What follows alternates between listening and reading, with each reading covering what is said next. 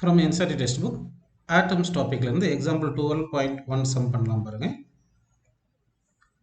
In the Rutherford's nuclear model of the atom, the nucleus radius is about 10 power minus 15 meter, analogous to the sun, about which the electron move in orbit of radius 10 power minus 10, like the Earth's orbits around the sun. If the dimensions of the solar system had the same proportion as those of the atom, would the Earth be closer to or farther away from the sun than actually it is? Radius of the Earth orbit வந்து 1.5 into 10 power 11 கொடுத்துருக்காங்க. Sun radius 7 into 10 power 8 metre கிலோமீட்டர்னு மீட்டர்னு கொடுத்துருக்காங்க.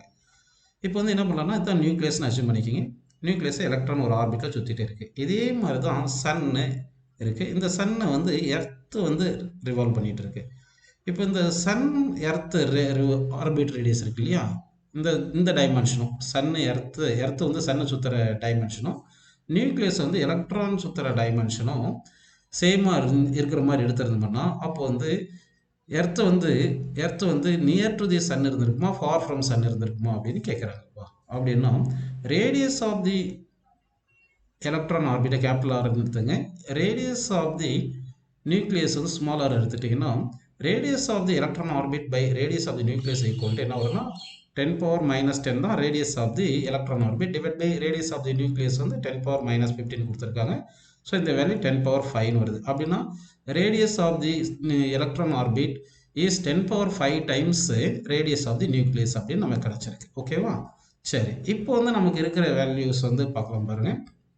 அதே மாதிரி radius of earth orbit by radius of the sun அப்படின்னு எடுத்துக்கலாம். இது எடுத்தீங்கன்னா இது என்ன வருது பாருங்க, radius of the earth orbit 1.5 into 10 power 11 வருதா, டிவைட் பை இது வந்து என்ன வருது 7 into 10 power 8ன்னு வருது. கரெக்டா? இது ஆல்மோஸ்ட் எவ்வளோ வருது பாருங்க, 1.5 divide by 7 into 10 power 3 times அப்படின்னு வருது, அப்படின்னு வந்திருக்கு.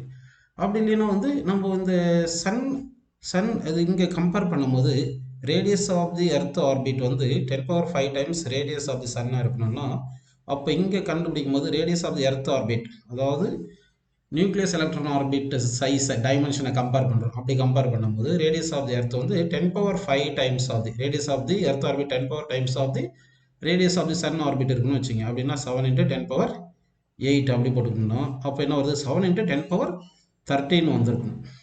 சரிங்களா? 7 into 10 power இங்கே 5, இது ஒரு 8, 13 வருது. அப்படின்னா கிட்டத்தட்ட வந்து இப்படி வந்திருக்கணும். ஆனால் நமக்கு radius of the earth orbit 10 power 11 தான் கொடுத்துருக்காங்க.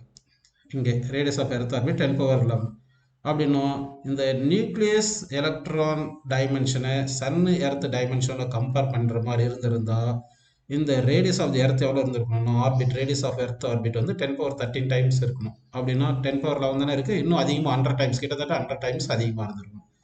100 டைம்ஸ் அதிகமாக இருக்கணும். அப்படின்னா எர்த் எப்படி இருந்திருக்கும், farther away from the sun அப்படின்னு இருந்திருக்கும். ஃபார்தர் அவே ஃப்ரம் தி சன்னு இருந்திருக்கும். அதுதான் இங்கே கொடுத்துருக்காங்க.